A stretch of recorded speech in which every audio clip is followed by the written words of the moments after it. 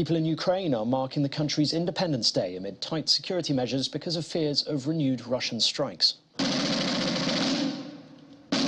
President Volodymyr Zelensky paid tribute to fallen Ukrainians at a ceremony at a memorial wall near Kyiv's St. Michael Golden Domed Monastery. Joined by First Lady Olena Zelenska, they remembered Ukrainians, both military and non-military service members, who died while fighting to protect their country since Russia invaded in February, as well as in 8 years of conflict with pro-Russian forces in Donbass. It is 31 years since Ukraine gained independence from the Moscow-controlled Soviet Union and 6 months after Russian forces invaded. Public gatherings have been banned in Kyiv because of security risks.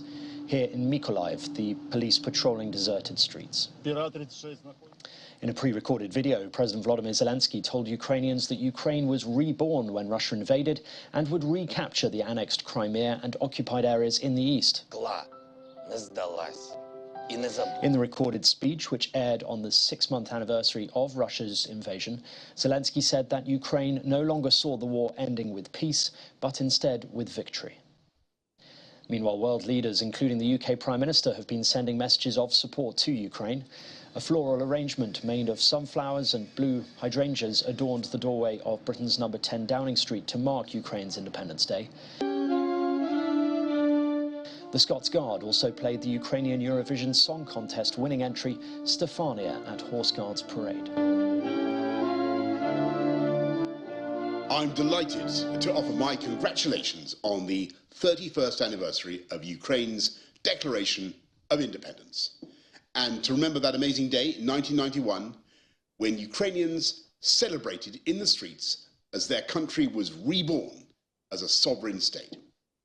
Alas, today, Ukraine's independence is threatened once again, and her people are fighting with steel and with courage to defend their homes and their families and to preserve their right to decide their own destiny in their own country. I've never doubted for a moment that Ukraine is going to win this struggle, because no force on earth can overcome the patriotism of 44 million Ukrainians.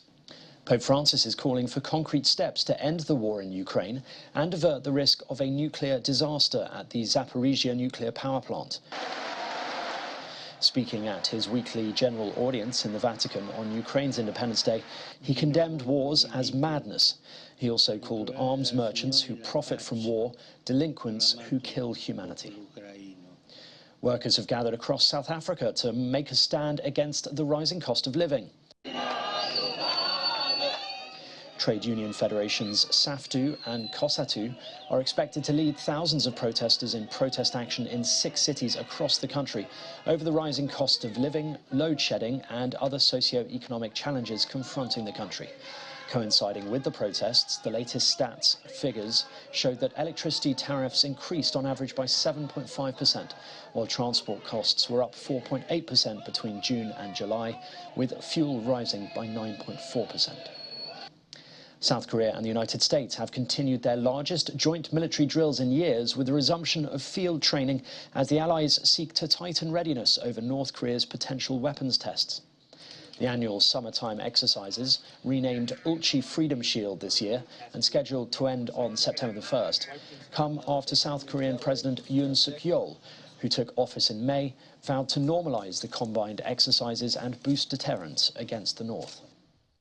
And finally, footage of a bull on the loose in Lima in Peru has gone viral after escaping from a truck that was transporting him to a slaughterhouse.